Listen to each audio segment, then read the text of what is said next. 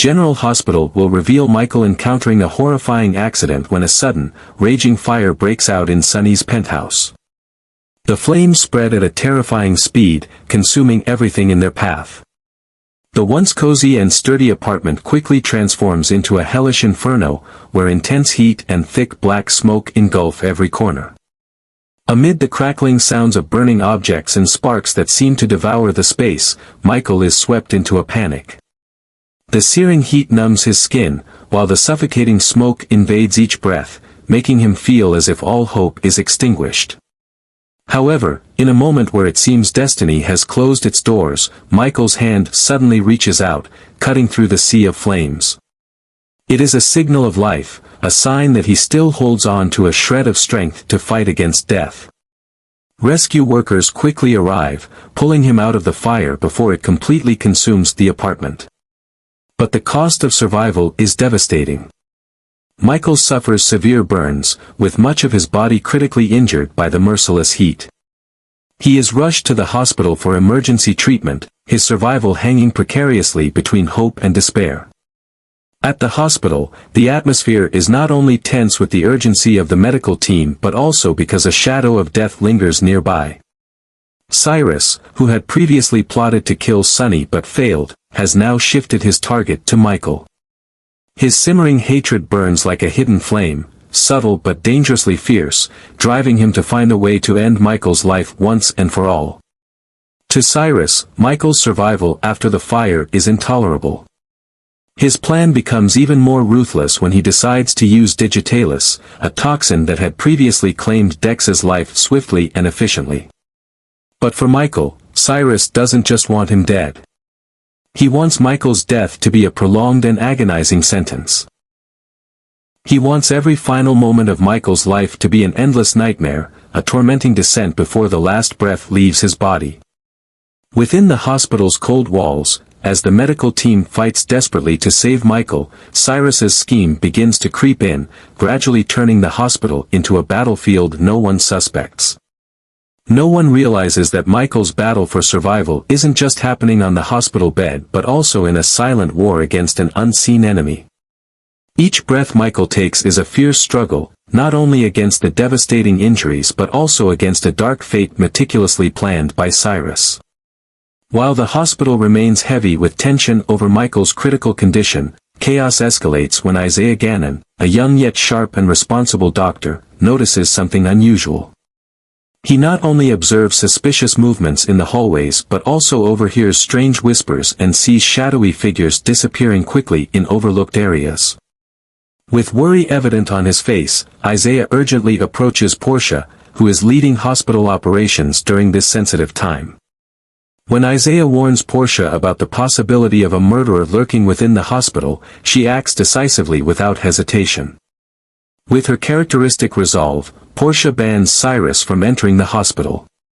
The order is relayed urgently to the security team, along with strict instructions to ensure the safety of all patients, especially Michael, who faces the highest risk of becoming the next target. However, this ban does not deter Cyrus. When stopped at the hospital's entrance, he simply stands there, his cold, piercing eyes seemingly cutting through all of Portia's protective efforts. He stares directly at her, a smug, defiant smirk on his face, as if declaring her measures futile. Portia stands firm, her expression resolute, but she cannot shake the creeping sense of unease. Eventually, Cyrus leaves, but the heavy atmosphere around the hospital lingers, as if his presence still haunts every corridor and shadowed corner. The situation grows even more dire as Michael, in his critical state, fights for his life moment by moment on the hospital bed. Outside his room, Willow tries to stay strong but cannot hide the profound worry in her eyes. She frequently stands near the door, her hands clenched tightly in an attempt to steady herself, but her heart aches at the sight of Michael, the man she loves, teetering on the fragile edge between life and death. Sunny, always a pillar of strength, becomes Willow's sole source of comfort. Even so, his eyes betray his deep concern. He knows that Michael's current state is largely the result of threats directed at him. Not far away, Carly sits quietly in a hallway corner, her eyes swollen and red from endless tears. Her heart shatters as she witnesses her son endure immense pain and danger. On a small nearby table, the candles she lit as silent prayers flicker faintly, their glow reflecting both hope and despair on her face. She clasps her hands tightly, her silent prayers sent to anyone who might deliver a miracle for Michael. Sunny and Jason, standing nearby, are lost in their heavy thoughts. They are burdened not only by responsibility but also by profound guilt. They know the explosion targeted Sunny, yet Michael is the one suffering the devastating consequences. Sunny, who has faced countless dangers before, now feels more helpless than ever. Jason, a usually unshakable warrior, is weighed down by guilt. Both understand there is little they can do but stand there, waiting, hoping Michael will survive this storm. Yet deep down, both Sunny and Jason know Cyrus remains out there, and this battle is far from over. Cyrus, with his cold and ruthless determination, has prepared a dose of digitalis, a deadly poison capable of causing a slow and excruciating death.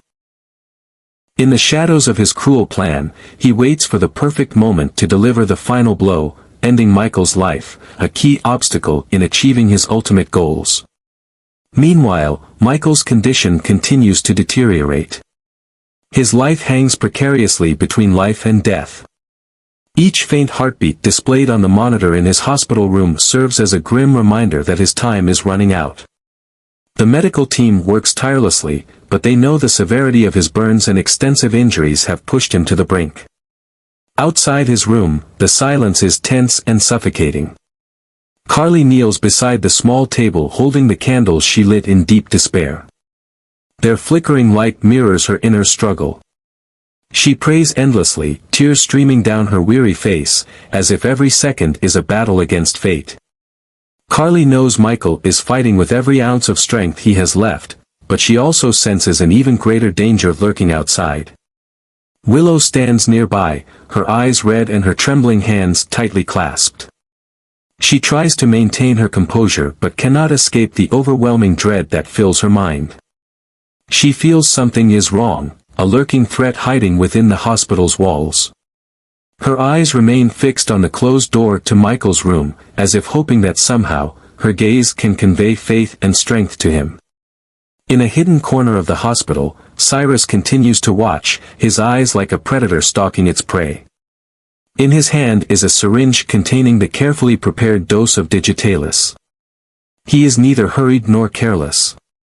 For Cyrus, executing this plan requires absolute precision and cold calculation. He knows Michael is a crucial target, not just part of his vendetta against Sunny but also a devastating blow to the Corinthos family. In this moment, the candles lit for Michael symbolize not just his life but a larger battle. It is a fight between good and evil, light and darkness, fragile hope and cruel despair. Every gaze, from Michael's loved ones to the tireless medical team, rests on him. They await a miracle, fully aware of the lurking dangers and the unending battle ahead. In the shadow of his sinister plan, Cyrus quietly moves closer, a cold smile forming on his face. Confident in his ability to carry out the final step, he inches forward. But will darkness truly prevail, or will the light of hope shine through to protect Michael? In this oppressive silence, the hospital collectively holds its breath, awaiting the answer.